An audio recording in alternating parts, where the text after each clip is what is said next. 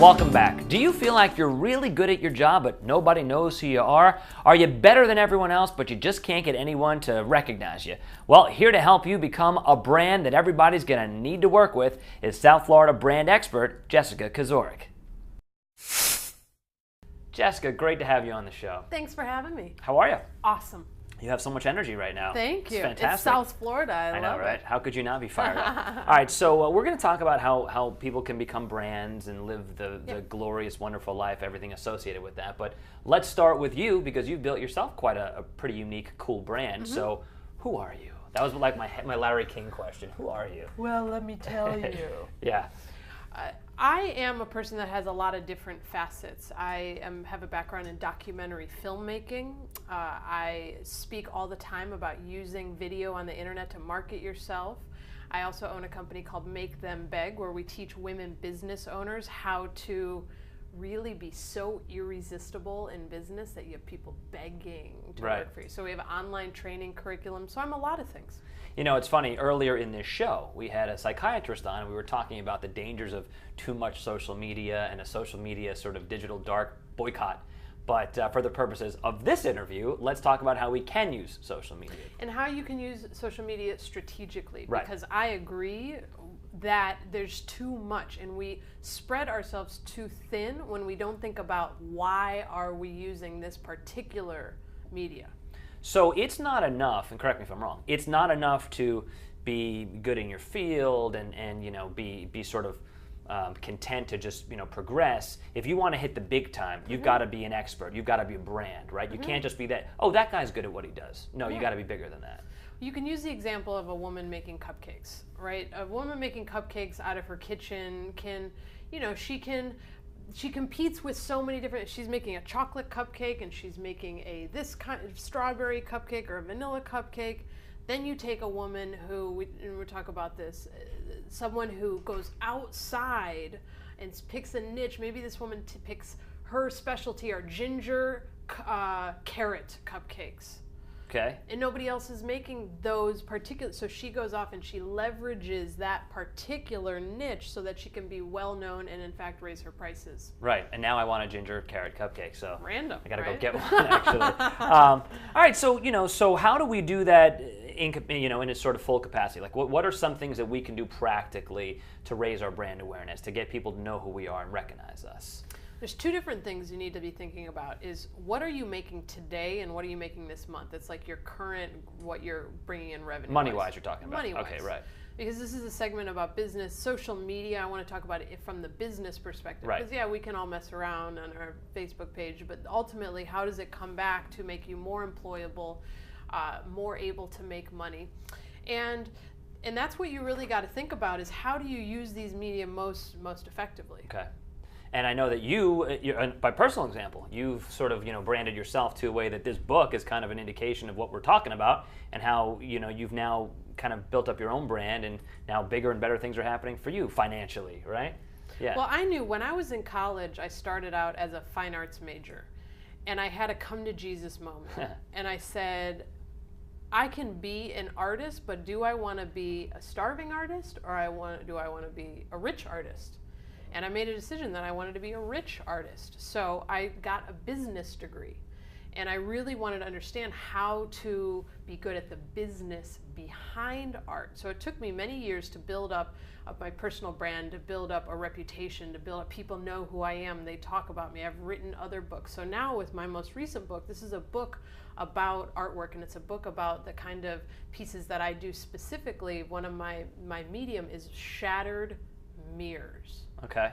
So I use shattered mirrors in my artwork, which makes my artwork different than anybody else's. And I wrote a whole book about the idea of reflection and about shattering reality. Okay. And then I use social media to put out pieces about shattered mirrors.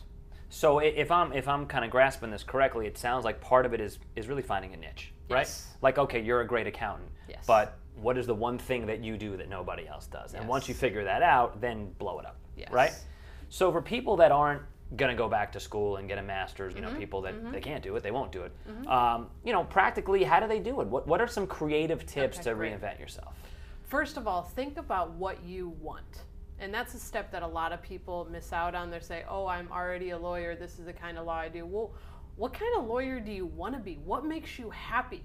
What are your best clients who love you the most? Are they divorcees? Maybe you do divorce law, but you hate it. Well, then let's pick something that makes us happy, right? Because if you're going to go in a niche, you want to go into a niche that you can be in for the next 5 or 10 years. So step number 1, what makes you happy? Really do that sort of introspective thing. And take your time on that. Because if you make the wrong decision with that, forget about it. Well, you don't want to say, okay, I'm a divorce attorney, and then 2 years from now switch because it's 2 years of legwork that you've now got to undo. And start over, yeah.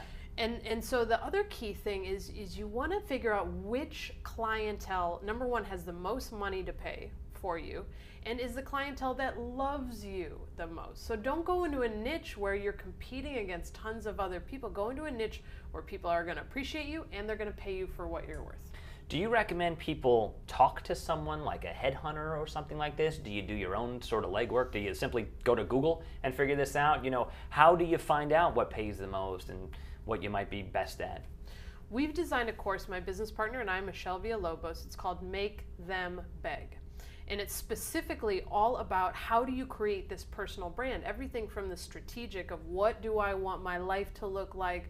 What would be ideal? What kind of, do I want to work virtually? Do I want to work live in an office? What, like those kind of things, down to the tactics of, okay, once I've picked my niche, once I've created a website for myself and designed my logo and done all these things and made business cards and created this full package, like this full personality, you know, TV personalities. Yeah.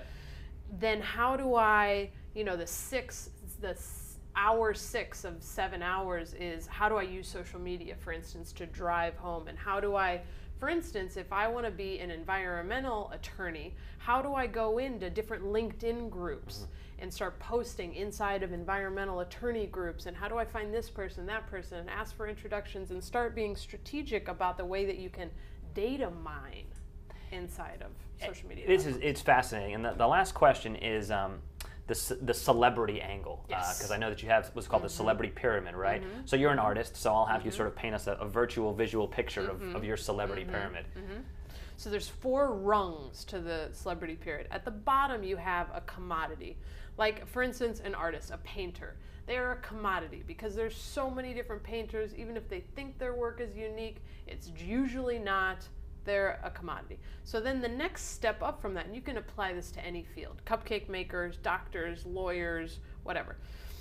The second rung up is you are a specialist. So you specialize in one particular medium. Maybe your medium is mirrors, right? So then you're a specialist. Well, then you move up one next level, and that's the master specialist, right? So you become known. You stop working in the other fields. People, every time they think of mirrors or shattered mirrors, in my case, they think of me, right? And then, so commodity, specialist, master specialist, and then celebrity. So by the time you're a celebrity, you're saying no to things more than you're saying yes. You're very picky about what you do and who you do it with. You're charging very high prices because people are willing to pay for them. Right. You've been in the media. You're all over the internet. Right? And those are some of the ways that you become a celebrity. And I thought you just had to be friends with Paris Hilton to become a celebrity. I thought that's how it works. Well, maybe once I'm friends with Paris Hilton, I'll be a full-fledged celebrity. You can be a Kardashian. How can people get a hold of you?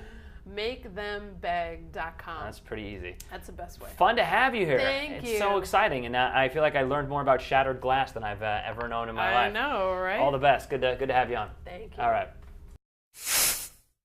Thank you, Jessica, and that'll do it for today's show. I hope you all enjoyed it, and as always, a big thank you to all of our guests. So if you have any ideas for what we should cover, all you have to do is tweet me at Dave Aizer, and you can also follow us on Facebook at Inside South Florida. So we'll see you next weekend, and of course, we'll see you all week, 7 to 9 a.m. right here for Eye Opener. Have a great rest of the day, a great rest of the weekend, and I guess I'll see you soon.